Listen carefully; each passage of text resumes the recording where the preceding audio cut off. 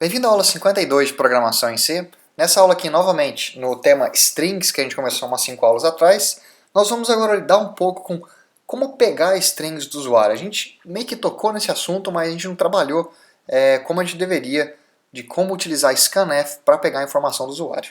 Então vamos lá. Esse é um programa simples aqui, talvez uma aula bem curta. Vamos primeiro de tudo dar uma mensagem. Vamos criar aqui, na verdade, uma string. Eu vou criar uma string chamada nome. E eu vou dizer que eu vou dar aqui, o tamanho dessa minha string vai ser 30 caracteres.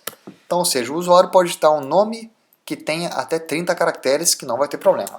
Depois eu vou ter uma aqui que vai ser sobrenome.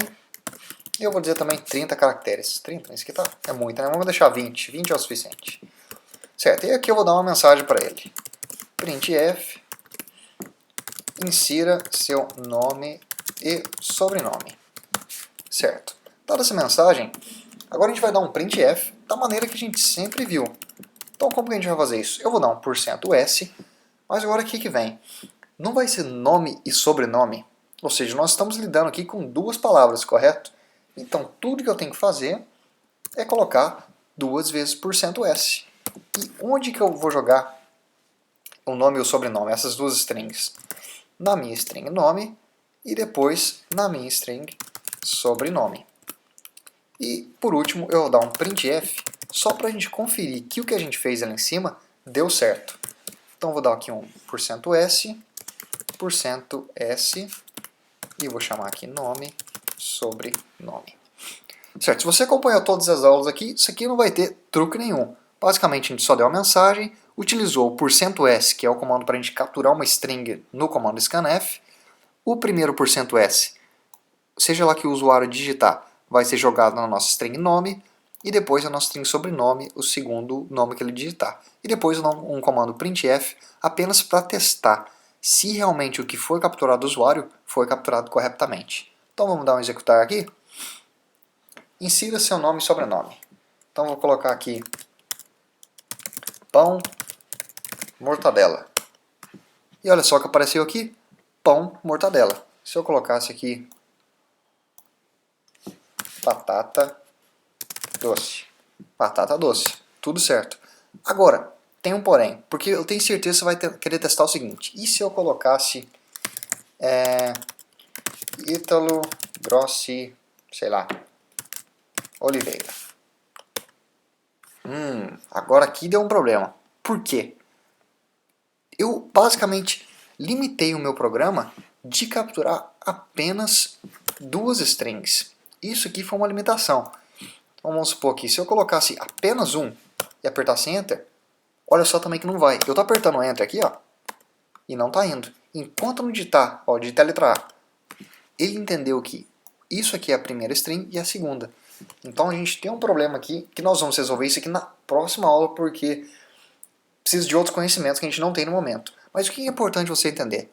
Se você estiver lidando com tipos de string, você vai capturar string do seu usuário que certamente vai ser um número limitado de palavras. Por exemplo, se fosse apenas o nome dele, digite apenas o seu nome.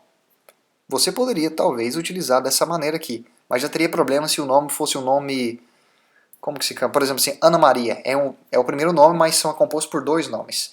Então é importante você saber que no scanf, utilizando esse %s, nós estamos limitados a quando o usuário aperta a tecla Enter.